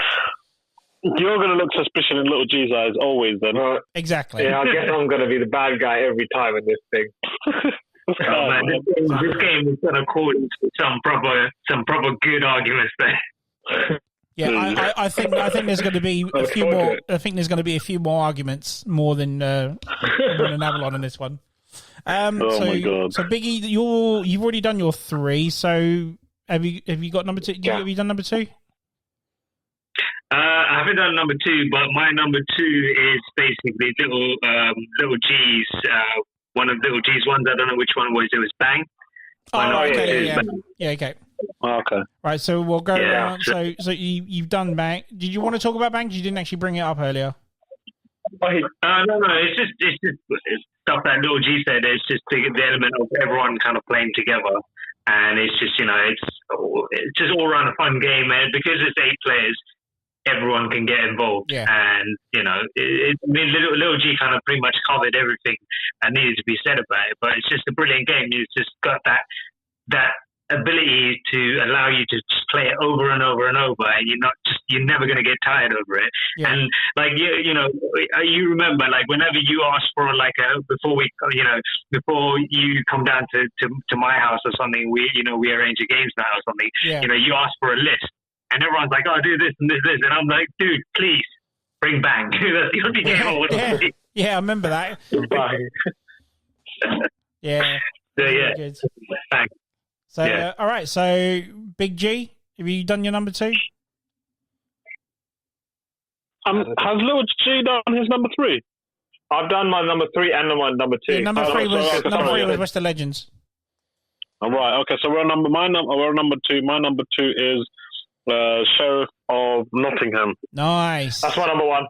Oh, is it really? Number 1. Dude, what? I love that game. I love that game. Yeah, I love that game so much. That's my favourite game. All right, so Big G, you go into it first because it's your number 2, and then Little G follow after that. Right. This one, I think it's going to be my, all-time ever. I think, what sort of games we play, I think this is always going to make my list. I think the simplicity of the game and the fact that, basically Sheriff of Nottingham is basically, I'll explain it to the audience, is basically you are one of 6 different characters, I think. But it doesn't mean anything. I think you're butcher, baker, whatever, and you have to bring stuff into Nottingham, either chicken, cheese, bread, or whatever. But you also have the option of bringing what's it called? Contraband. Contraband, yeah. Yeah. So it's basically, do you risk, and you have to obviously, you can either bribe the sheriff or you can either try to trick him, tell him, you ain't got nothing. And it's up to the sheriff who, decide if he wants to check your, whatever you're bringing in. And obviously you take turns, and obviously you have a chance to be the sheriff twice, I think. It basically goes around the table twice. Yeah, yeah. Yeah. And and I think it's the fact that you're trying to, deceive the sheriff and bring in contraband. I love that element. And the fact that you can either trick him to check you, because if the sheriff does check and you don't have any contraband, I think the sheriff, I could be confused. I might confuse myself with the expansion because So you can either trick him, and it's the element I just love, and it's so good. And it's how It's how you read the characters as well, isn't it? It's like, as you go around the table, you're like, who can I get away with bribing, and who can I get away with just saying like, oh, look, you know what I mean? It's just like, how well do you know your friends that you're playing with, and like, how well do they know you, kind of thing. Yeah. So Do you feel like do you feel like it kind of goes in the category of social deduction? And I know you're not trying to find who a traitor is, but you are trying to convince your other players that you are. Yeah, you're kind of bluffing, isn't it? It's a lot of skill. It's you're trying to deduce. Yeah, but this game, I think, is more of a stare down. You're actually looking at their behavior and how they're behaving. Like, because the amount of time I play this game, I'm looking at Gal, and it's like, I don't even talk to you. I'm like, and he's like, how much you got there, mate? And you're like, 4 bread. I was like, sure. I thought you said 2 bread. And it's just, you're trying to get little details from what they're acting like. Hold on, did he do that last time? It's just like, I'm trying to do everything I can to like bluff my way out, or even trying to figure something out. So it's wicked. Like, people in this game, you can change your strategy, because everyone just keeps fucking checking my bags anyway. So I just been like, so it's good. It rewards me for being a good guy. So I'll be like, you know what, I'm gonna, yeah. So that's why I like it. I'm not gonna say I've got 5 breads, and people could have still search me, so they could pay me up. So it's kind of like rewards you for actually being good, because like you can train your strategy, and it will actually benefit you in the long run. But I can't explain it. It's the fact that you bring in contraband, and the sheriff doesn't check, and he's like, he lets you off. You're like, as if you're actually like doing it in real life. You're like, you know what, I'm smuggling these things in. And you get this sense of like success. Yeah, it's just amazing. Like, I can't explain it. Like, people who are listening, it's from me, if you know me, it's a game that you must play. And if I had the chance, I'll buy it myself, and I'll recommend it to people. I think it would be a really good game, like a party game as well. Maybe not, but it might end in a fight. Yeah. But I'm trying to get hold of it. Do you know what? I think it will be. I think it could be a really good party game. To be honest, I definitely was in that category of party games. Yeah. But it's like Little G was saying. It's like even if you don't smuggle contraband in, you can still earn quite a bit by bringing a shitload of cheese in or a shitload of chickens in and whatnot. Yeah, you can honestly be honest, and you can still probably win, because we haven't gone in depth of it, because the more you collect, the more points you get in the end. But it's like a reward system at the end. Yeah, that's a reward system at the end. The bonuses for contraband, and for having the most amount of like chickens, or most amount of bread, or whatever. Yeah. If you ask me on my list which one I would recommend all of them. But this one, I reckon I have to recommend to almost anyone. Yes, and they will love it, because they're so good. Yeah, because you know what? Another thing I wanted to say about this game, is that most games, like, sometimes people who get into board games and stuff like that, they get kind of like, I don't know, they get a little bit intimidated when it comes down to like learning rules and stuff like that. Whereas this game, it's so simple and it's so easy to understand that anybody can get into it, and it's such an easy game, and it's such a fun game to get into. Yeah, so definitely recommend this for anyone who's like. Yeah, it's so much fun. So much fun. And again, this one has one of my favorite expansion packs to it as well. And it just it's so much fun. Like, you have 2 sheriffs. Yeah, 2 sheriffs. I can go. Yeah, it's amazing. It's amazing. So what Big G is saying? So in the main game, you play as 1 sheriff, but in the expansion, you can have 2 sheriffs. So you can have someone that would work with you as a sheriff. Do you guys think it's easier having the 2 sheriffs, or harder with just the 1? What do you reckon? It makes it harder with 2, because I might be on the good side with Gal, but Jay does not trust me at all. So it's like, oh, for fuck's sake, what am I going to do? So I have to up my game. So, okay, maybe I should just, because it does change the game, because, and they probably talk it amongst. God. Sorry, the thing is, with the 2 sheriffs, though, the what do you call it? Like, the risk and reward, they have to share it, right? So it's like, if they win, they have to share it. And then if they lose, they have to kind of negotiate amongst themselves. So if one sheriff turns around and goes, look, I think this guy's legit, but the other one's like, look, I don't trust this guy. And then they'd be like, okay, but if we end up losing money, are you all right to just, give out your own pocket? And then you have to do that whole negotiation aspect of it. That's another good thing about the expansion. Which is like this. It's a little bit more work, isn't it? Yeah, and I've noticed something in the original one, the sheriff doesn't take anything. Like what? There's something different about that. I can't remember. It depends what you are saying. What's in the bag? Like for example, if you say you got 4 apples, and he opens it up and it's got 1 contraband but 3 apples, he takes the contraband but they keep the apples. Right. Okay. Yeah. Yeah, I haven't played it in a while, but I remember the original game, but the expansion pack. It's like Big J was saying, if you got the 2 sheriffs and say, for example, Little G isn't happy with your claim, for example, but you are, he can say, well, you know, you take all responsibility, then I'm out of this. But then, you know, it's a bit of a gamble. It's a gamble, isn't it? Because you could win a lot and Little G doesn't take anything because he's agreed not to do it. But going back to it, I think that adds more strategy, because if you're actually clever and you're like, you know what, I'm going to let the other sheriff, you know, test him this time, then I might catch him next time, you know? Yeah, totally. It adds more to it, and it's like a simple element, and it's so fun to play. It is a brilliant game. I believe it was actually in my top 5 on the previous episode. There's only one downside to that game, and I'm not putting a downer on you because it's your favourite, it's Little G. But it's literally the last round. The last round, you kind of run out of cards, goods cards, for example, and it's like, you know, I've got no choice but to try and smuggle contraband through in the last round, which is a bit of a downer for me on that last, because everyone kind of guesses, you know, we're gonna bring contraband through and whatnot. But apart from that, I friggin' love it. It's a damn good game. Yeah, you're right. Yeah, there's that little element to it, but I think you can still play your strategy and I reckon. Totally, yeah. I mean, you can save up, you know, a few cards, whatnot, and save the last round, but yeah.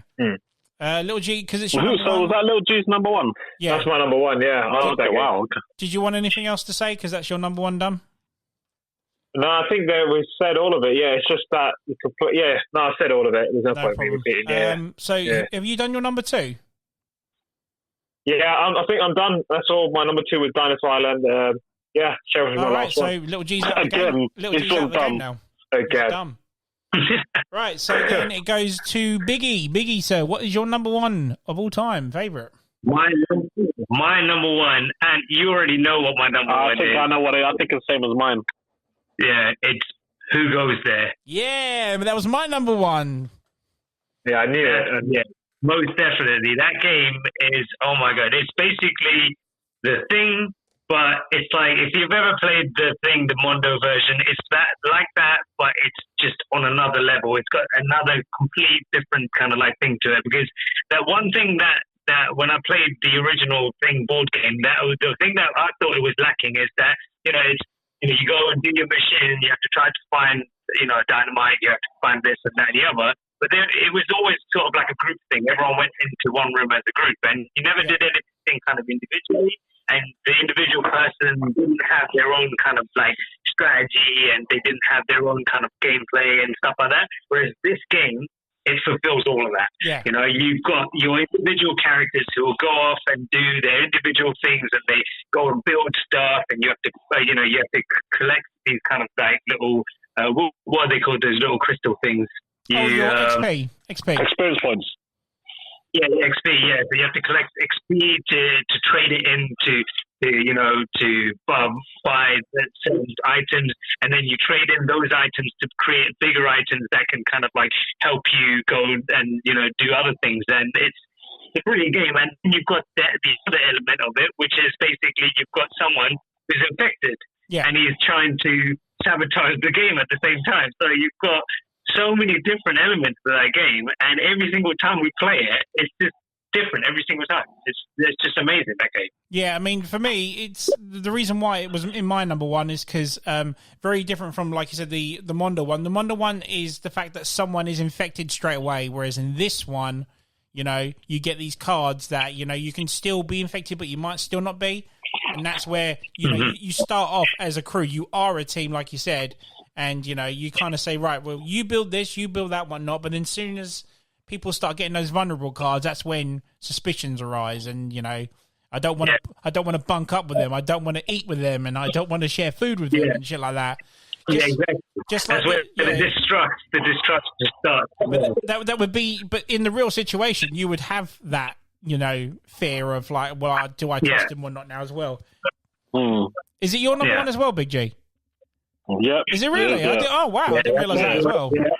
Like, it's like Big J said. It took one of my favorite board games, the Mondo, the Thing, which was the game that got us into board games in the first place, and I really feel bad that it's not in my list. But again, it took that and it just took it to another level. Like, it's got the same element as the Big J subscriber. You have the bad guy who's trying to sabotage it, and he just puts this other strategy in where, like, it forces you to build weapons that you need to protect yourself, because otherwise you get infected and you might get what's the other one when you go outside, you get frozen. Frostbite and stuff, so you have to protect yourself, and you get the clothes so you can travel further and pick up more cards and stuff like that.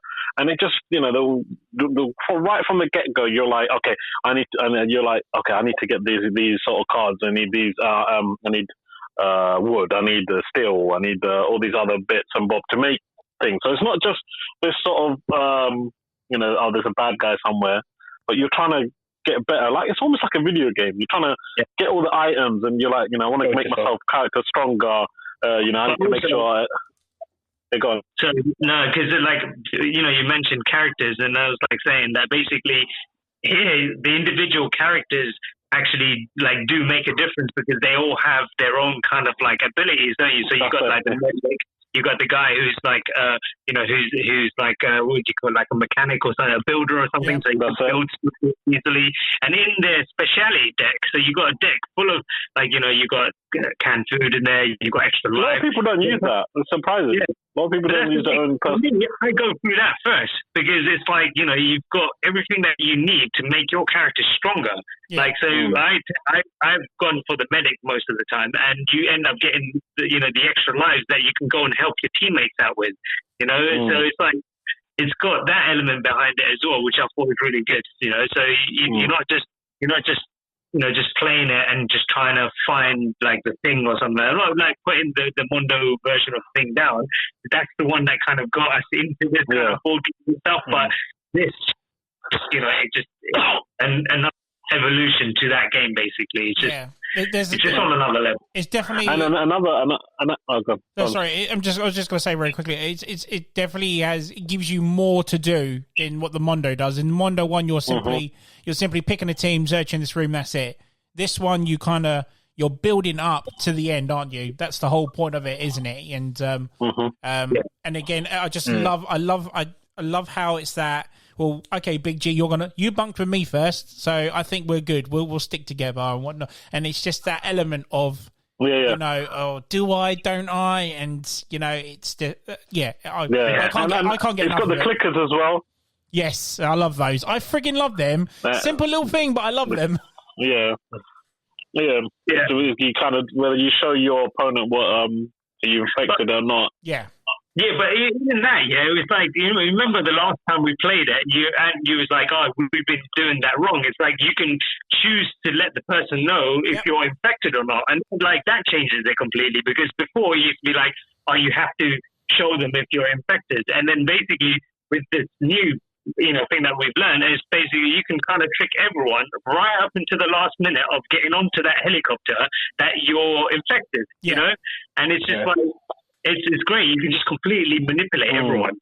I mean, because we've been how long we've been playing it now? Since September, October time, or I can't remember. And I love figuring out new things and then texting you guys, and you guys are like, "Are you fucking? Well, we can do this, or we can do that." No, what? That's a game changer. And I love hearing your reaction to it. It's just because you guys, especially Little G is just he's a bad guy because he's always stealing all the fucking. What was it? The helicopter points. I'm always treated like the bad guy.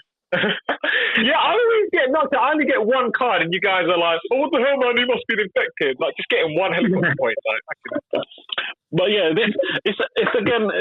I wouldn't go to the fact that it does have strategy, but not to the extent of Rising Sun. Like, you know what I'm saying? There's totally a strategy, but the strategy involves also how you play and how you have to suss out the bad guy as well. So that it's a different strategy to the Rising Sun, I have to say.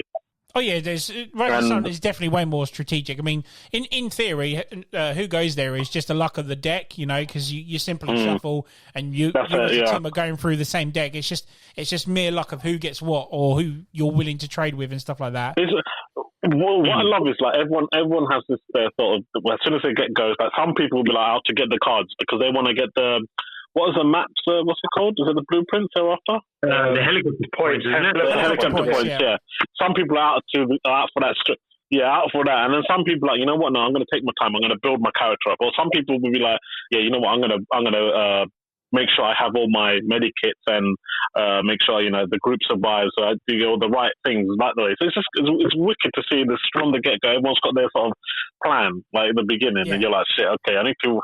It's pretty cool, man. I love it. And another thing, the art design is very funky and cool for this as well. Very cool.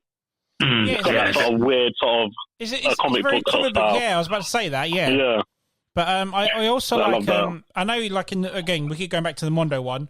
But I love the character boards in this as well. I love how you're limited to. It's very like interactable. Yes, it's immersive. The limitations to what you can do as a character because you get your movement cubes, don't you? But it takes 2 cubes to move, for example. It takes 2 cubes to search, and so in theory, you've only got like 2 or 3 moves per go if you can. And it's, I just love how it's like fucking hell. Now I've got to wait for the next phase to do what I wanted to do. You know? Jacket. Yeah. Or build a travel jacket, and it takes 1 point. But I love it when it's like, well, why aren't you fixing the boiler? Why haven't you opened the door? Yeah, why are you not doing this? It's just. It's the interaction with everyone. Yeah. And I look forward to the expansion we're going to be getting in a couple of months, or maybe next month. Come on, I cannot wait. That'd be sick. I can't wait for that. The 4 extra characters as well. Yeah, I can't wait. Dude, those videos that you posted up on our group, or the little YouTube clips of the individual characters on the expansion pack. Oh yeah, I was like, oh my god, this is gonna be a game changer for this game, man. Yeah, because the new characters are like, oh, it's really good.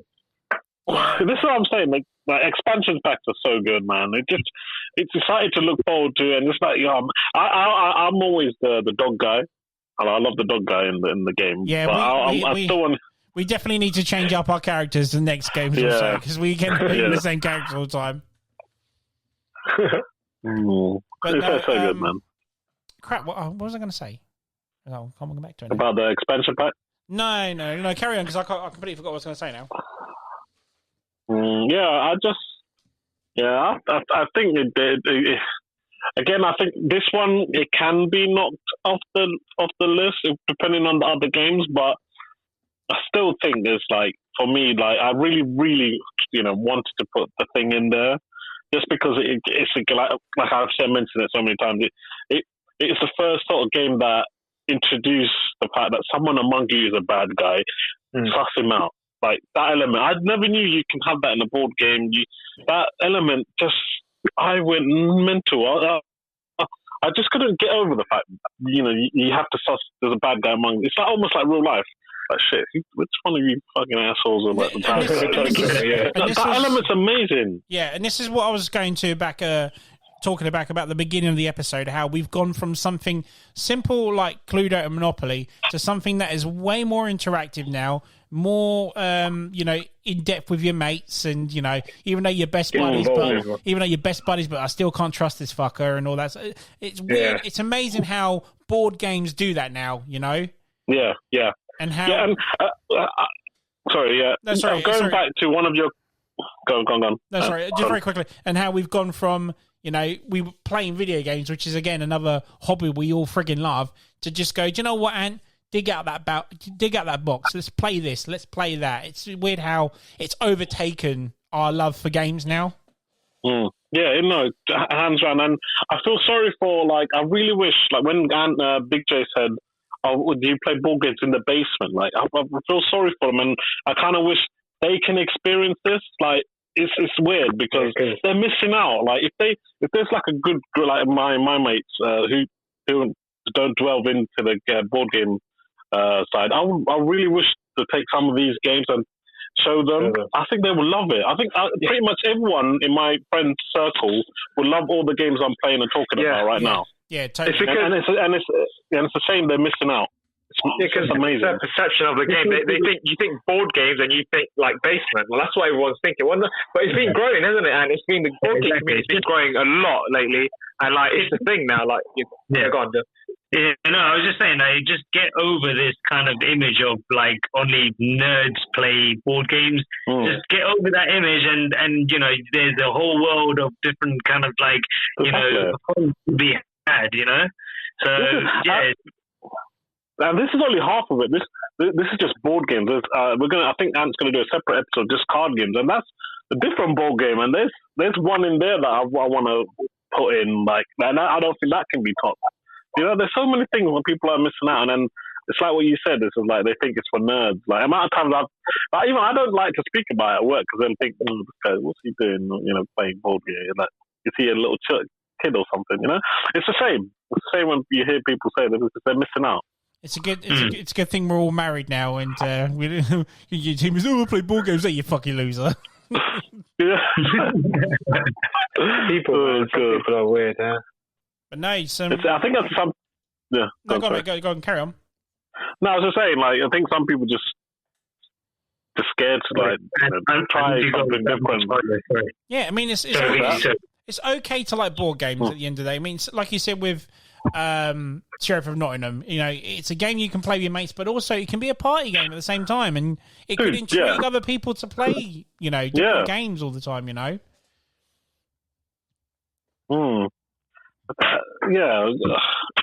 I played Cranium recently, like a year ago, and my mates don't ever play like board games. They had so much fun.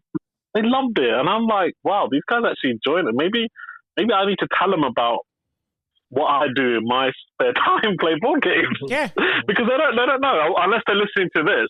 They're probably like, okay, maybe there's one or two, the handful listen to me, like Danny and stuff. He might even skip this episode because he probably listens to the video game and TV show, but he's not a big fan of them. But you know what I'm saying? They are like, I wish I want to take them, take my top 5 and I want to play it with them, and they'll be like, you know what, this is amazing. Hopefully, maybe, I want them to feel what I'm feeling. Absolutely. Hopefully they've listened to the episode, heard your side of it. Now, do you know what? I might actually give it a go. I might give it a crack and then see what happens. Board games are in right now. That's all I'm saying. And they're getting bigger every year at the end of the day. So, yeah. Yeah. All right, guys. Some really good top 5s there. Really good top 5s. Especially the number ones, because it's the same number one as mine. But yeah, good choice. A lot of clashes, but I think. Well, yeah, like I said, it was written. Like I said before, the top 5. I think it was written all over it. We're limited to the amount of games we played because, again, we've been stuck indoors. When once this is all over, we'll get in there, we'll play a few more, and then we can just do the top 5s again. I mean, there's some I'm pretty damn sure are gonna go into my new top 5. You can always update it when it comes to board games. So. Yeah, I think by the end of this year or beginning of next year, we should do a revamp of this episode. Hopefully, we'll have updated all this stuff. I guarantee you'll have a new a new top 5 by the summer. It sounds like it. I guarantee the show for Nottingham's still in there. Oh yeah, most likely. But yeah, thank you guys. I really appreciate you coming on there and doing the show for us and doing your top 5s. Anytime, bro. Anytime. Happy. So yeah, guys, if you enjoyed what you listened to, follow us on Facebook at the M.T.V.B podcast or on Instagram at M.T.V.B podcast. Subscribe to be notified when future episodes are available. Leave a comment, subscribe, or a like if you will. Every little bit helps. Just want to say thank you guys for coming on the show, and this is Ant-Man, Big G, Little G, Big J, signing off. See you later, guys.